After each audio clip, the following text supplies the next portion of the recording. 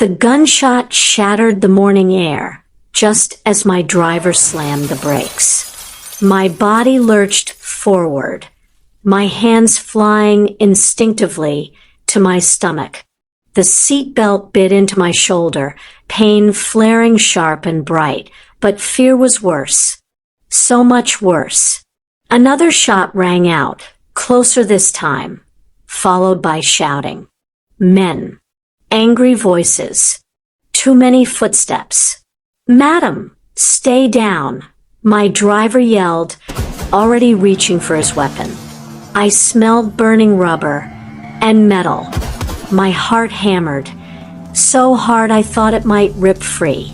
My baby kicked. Hard, like it sensed danger before I could think it.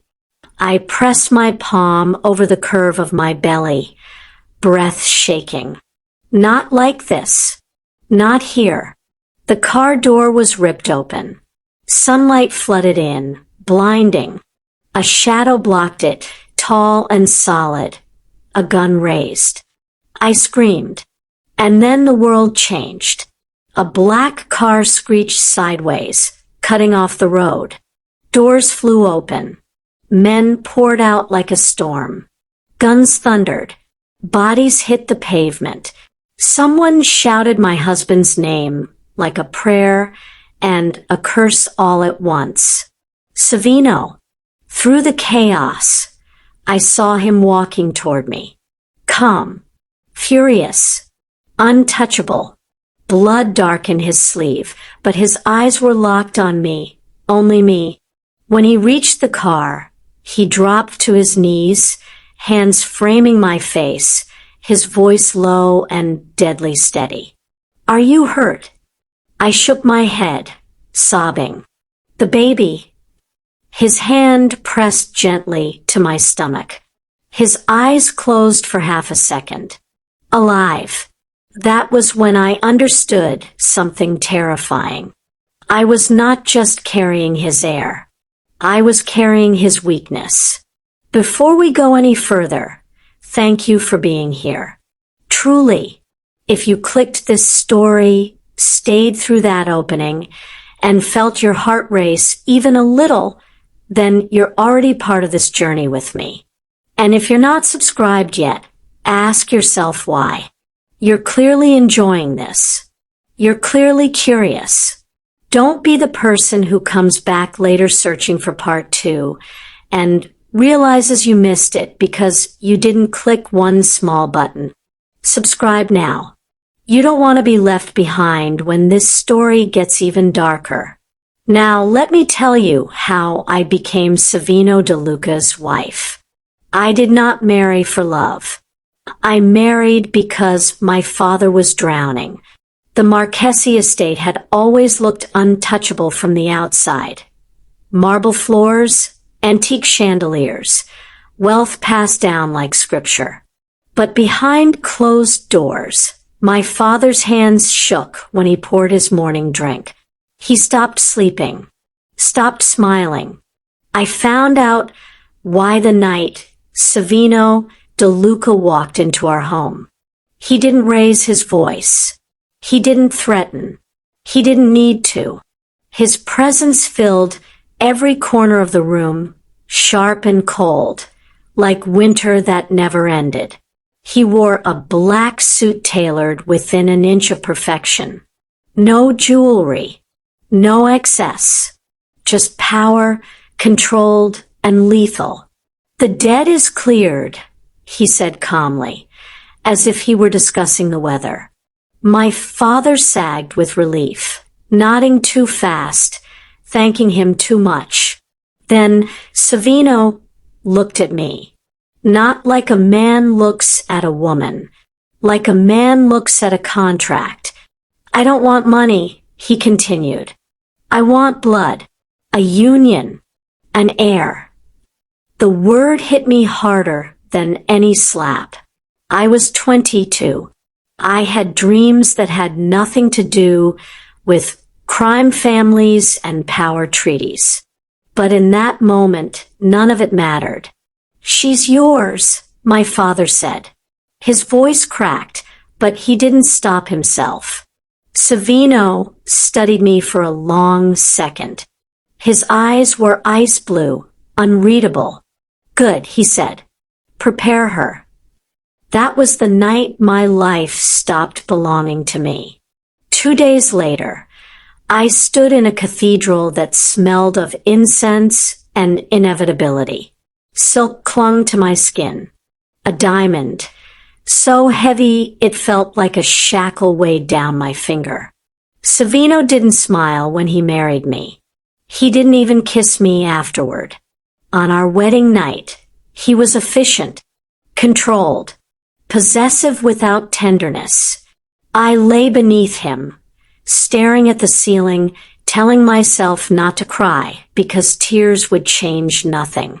The next morning, he buttoned his cufflinks while I sat silently on the edge of the bed. "Once you are pregnant," he said, not looking at me, "you will be provided for in every way. Until then, you will follow the rules of this house." "What are the rules?" I asked. He finally turned. "Do not embarrass me." That was my welcome into the De Luca family. The estate became my world. High walls, armed guards, quiet hallways. Christina, the housekeeper, was kind but distant. Everyone treated me carefully, like glass that hadn't been tested yet. Savino was always busy. Meetings, calls, violence carried out far from my eyes, but never far from my mind. He rarely touched me, but when he did, it was deliberate, purposeful. A month later, I sat alone in the bathroom, staring at 2 blue lines. Pregnant. My hands trembled. Fear and wonder tangled inside me until I couldn't tell them apart. I pressed my palm to my flat stomach, whispering words I didn't know I believed. When I told Savino, he went still. Then he gave orders. Doctors, guards, locked schedules. He watched me constantly after that, as if the child inside me had turned me into something precious and fragile all at once. That was when the rules changed. And not just his. My body stopped listening to logic. Smells made me furious. Sounds made me cry. Hunger arrived like an emergency. I felt everything too much, too fast. And Savino De Luca, the man who ruled the city without mercy, had no defense against a pregnant woman who wanted what she wanted when she wanted it. This was only the beginning, and none of us knew how much he was about to lose control. Power can buy silence. It can buy obedience, but it cannot control the human heart or the life growing inside one. Savino did not celebrate my pregnancy. He fortified it. Within 48 hours, the estate doubled its security. Cameras appeared where there had been none. Armed men rotated shifts outside my bedroom door. A private doctor moved into the East Wing, along with a nurse who monitored my vitals twice a day like I was a national asset. Which, I suppose, I was. I expected Savino to be distant, colder even. Instead, he became watchful, always watching, always calculating. His eyes followed me when I walked through a room, when I sat down, when I ate, especially when I ate. "Is that enough protein?" he asked one morning, staring at my plate like it was a battlefield map. "I'm eating eggs, Savino," I snapped, not planning a war. He didn't react to my tone. He simply nodded once and said, "Add fruit."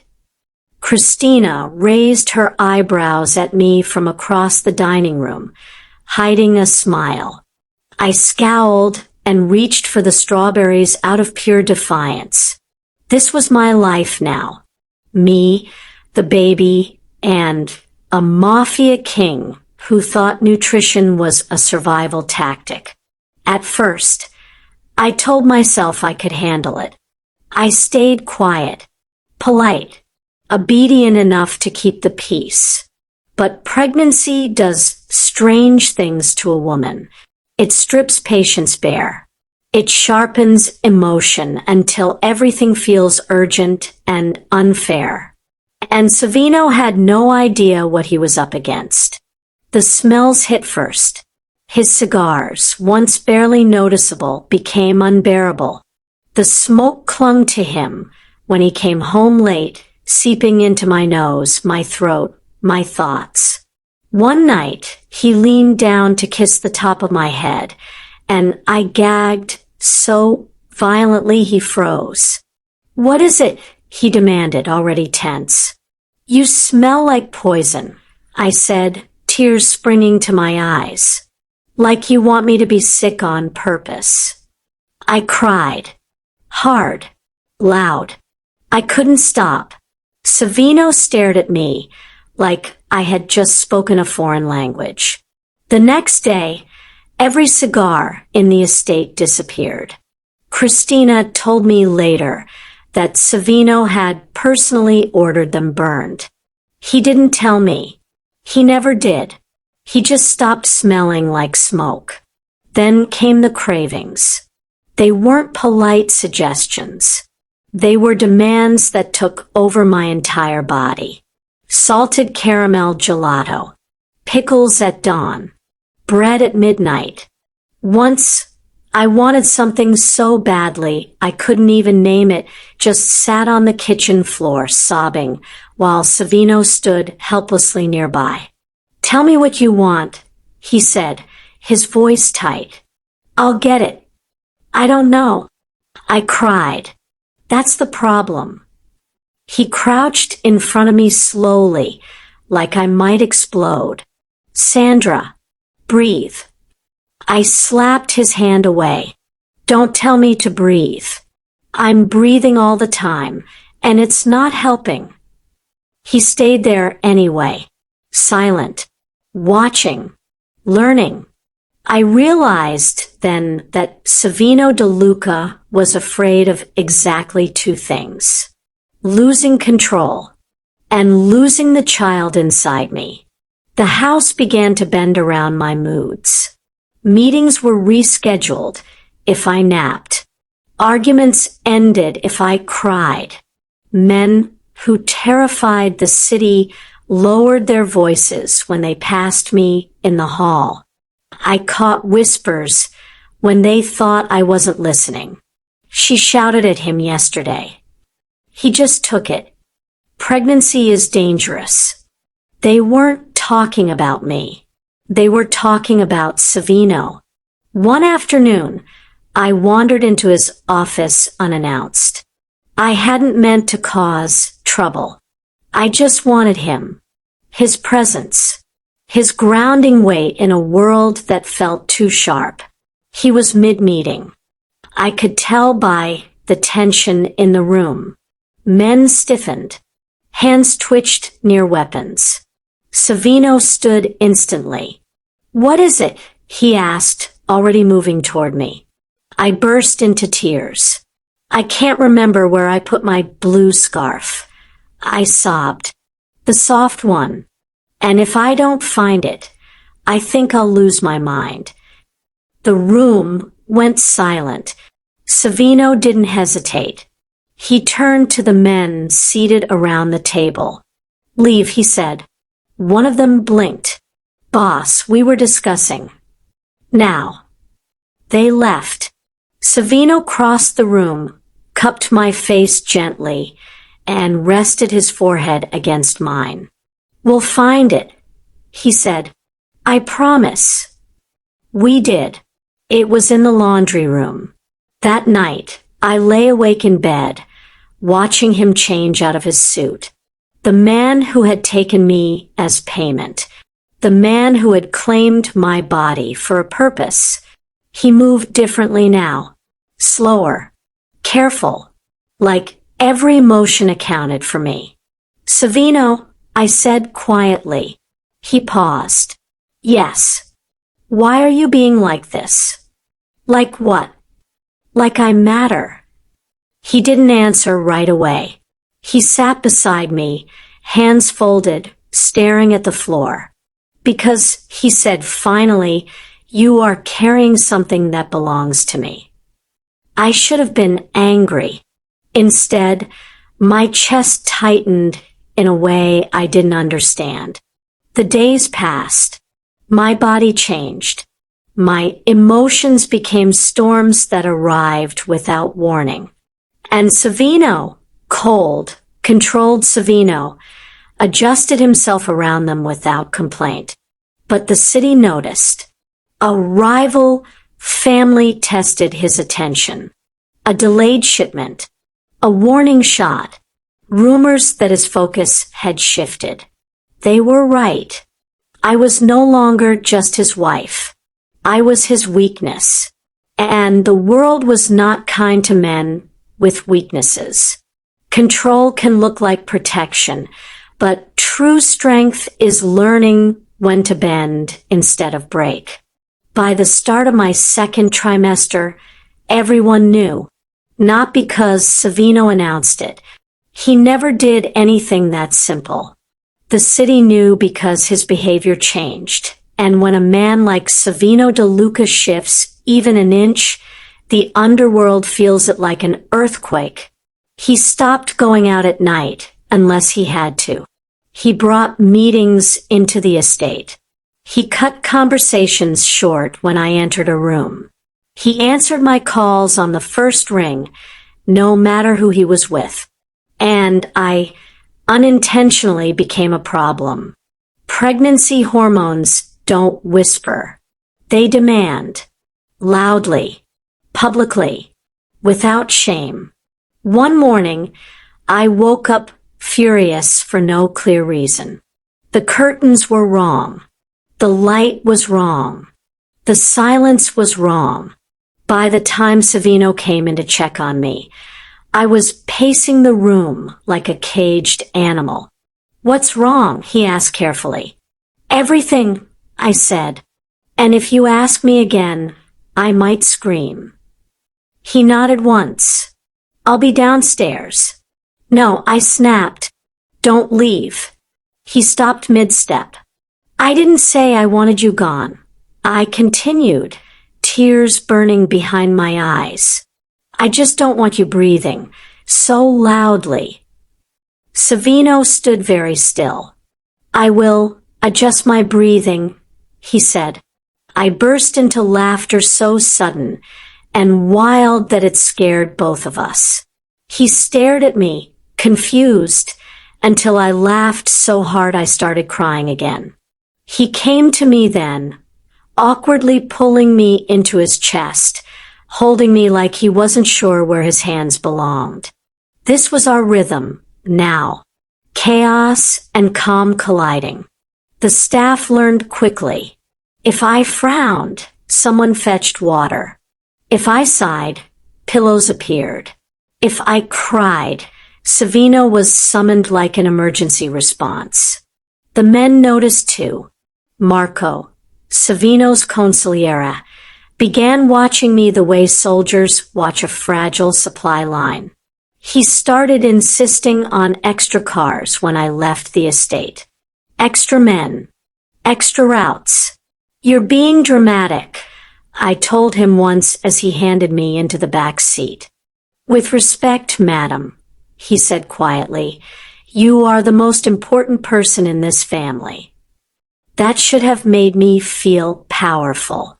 Instead, it made me feel exposed. The attention followed me everywhere. At appointments. At shops. At restaurants that were closed just for me. People stared. Not with admiration, but calculation. I was no longer invisible. And Savino was unraveling in ways only I could see. He stopped sleeping through the night. I'd wake to find him sitting upright beside me, one hand hovering over my stomach like he was afraid to touch it. His jaw stayed tight. His eyes stayed sharp. "You don't have to watch me breathe," I murmured one night. "I do," he said, "if something happens while I'm asleep."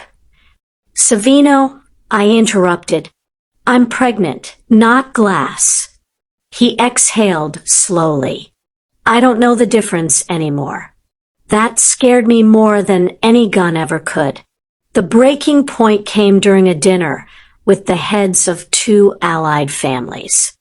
I had insisted on attending. I was tired of being hidden, tired of being treated like a secret weakness. I behaved, at first. Then the smell of grilled meat hit me wrong. Too strong. Too heavy. My stomach turned. I pushed my chair back abruptly. The sound scraped loud against the marble floor. Everyone froze. "I need air," I said, already standing. Savino was up instantly. "Clear the terrace." "No," I snapped. "I don't need the world rearranged." One of the men chuckled nervously. "Pregnancy mood." "Eh." The room went cold. Savino turned slowly. His voice was quiet, deadly calm. "You will leave," he said. "Now." But I didn't mean now. They left. All of them. On the terrace, the night air cooled my skin. I leaned against the railing, breathing hard. Savino stood behind me, close but not touching. "You embarrassed them," I muttered. "They embarrassed you," he replied. I turned on him then, anger flaring hot and sudden. "I am not your weakness," I said fiercely. "I am not a liability. I am a person." His eyes darkened. "You are carrying my child." "And I am still me," I said, my voice breaking. "Do you even see me anymore?" For a long moment, he said nothing. Then he did something unexpected. He knelt. Right there on the terrace, the most feared man in the city lowered himself in front of me, placing his hands carefully on my stomach. "I see you," he said, "and that is exactly why I am afraid." The truth hit me harder than any threat ever could. Savino wasn't losing control because of the city. He was losing it because he cared. And the city had started to notice that too. Strength is not the absence of fear. It is what you protect when fear finally finds you. The first real threat came disguised as politeness. An invitation arrived one afternoon, delivered by hand, sealed in cream paper with gold lettering. A charity gala. Neutral ground. Old money families. Safe. Savino read it once and crushed it in his fist. "They want to see you," he said flatly. I sat on the couch, feet swollen, heart uneasy. "Why?" "Because you're visible now," he replied, "and because they think visibility makes you usable." I hated how calm he sounded, like he had already accepted something ugly. "I'm not going," I said. His jaw tightened. "That will confirm what they already suspect. That I'm fragile. That I matter." The words settled heavy between us. For the first time since our marriage, I saw the full weight of what my existence had done to his world. Alliances were shifting. Eyes were watching. Every move he made now had a second meaning, and all of it pointed back to me. The gala happened without us. 3 nights later, a warehouse Savino controlled went up in flames. No casualties. Just a message. I woke to raised voices in the hall. Marco. Savino. Sharp words cut short when Savino noticed I was awake. Leave us, he ordered. Marco hesitated. Boss. Now. When we were alone, Savino knelt in front of me, checking me like I was injured. Did you hear anything? He asked. No, I said, but I can tell something's wrong. He leaned back on his heels, rubbing his face slowly. They're testing me, he admitted. They think I've gone soft. I swallowed. Have you? His eyes lifted to mine. Yes. The honesty stunned me. I should move you, he continued. Out of the city. Somewhere no one can reach you. And you? I asked. I'll handle what needs to be handled. Fear crawled up my spine. That's not an answer. It's the only one I have. I took his hands then. Really took them. Felt the tension, the scars, the strength that had built an empire. I won't be hidden like a liability, I said quietly, and I won't be used as bait. His grip tightened. Sandra, I married you because I had no choice, I continued. But this child is not a weapon. And neither am I. For a long moment, Savino said nothing. Then he did something that changed everything. He stood. And he made a call. Cancel the northern expansion. He said into the phone. Pull our men back. Marco's voice shouted through the receiver.